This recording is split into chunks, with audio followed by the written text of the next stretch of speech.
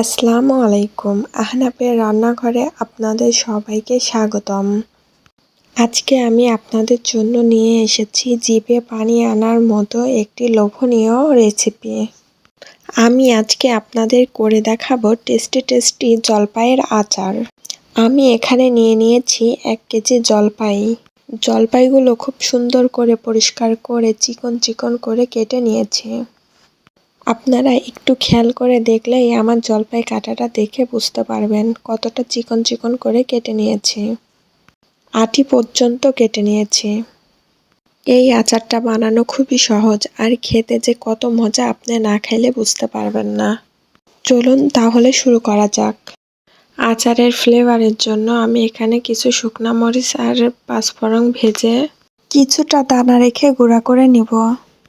এখানে 1/3 কাপ মতো সরিষার তেল নিয়েছি। 2 টেবিল রসুন কুচি দিব, সাথে 2টা শুকনো মরিচ ছিঁড়ে দিব। এগুলো ভালোভাবে ভেজে নিয়েছি।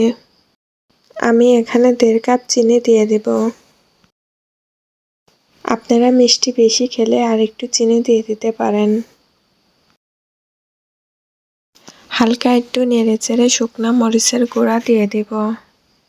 আমি এখানে সামান্য একটু পানি দিয়ে দিয়েছি, তা না হলে চিনি দলা পেকে যাবে। কিছুক্ষণ একভাবে নেড়েচেড়ে চিনি গলা অবধি অপেক্ষা করব।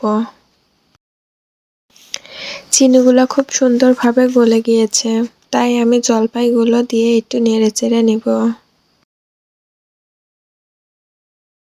চুলার আঁচটা মিডিয়াম রেখে 2-1 সেকেন্ড পর নেড়েচেড়ে দিতে হবে। জলপাই থেকে অনেকটা পানি ছেড়ে দিয়েছে।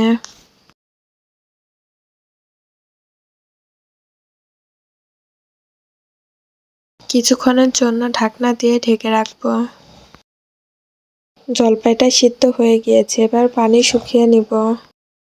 জলপাইটা পারফেক্টভাবে সিদ্ধ হয়ে গিয়েছে, আর পানি শুকিয়ে নিলেই আমার জলপাইয়ের আচার রেডি হয়ে যাবে।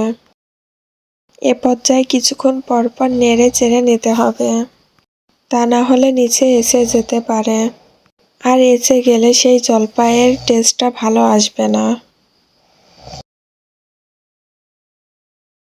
এই সময়ে চুলার আঁচটা কোনোভাবে বাড়ানো যাবে না।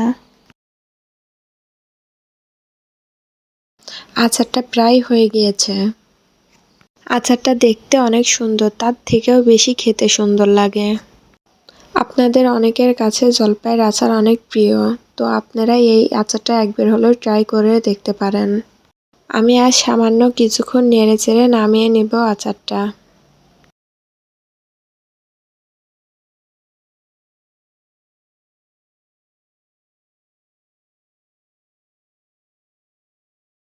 এই আচারটা আপনারা একবার বানিয়ে সারা বছর সংরক্ষণ করে খেতে পারবেন।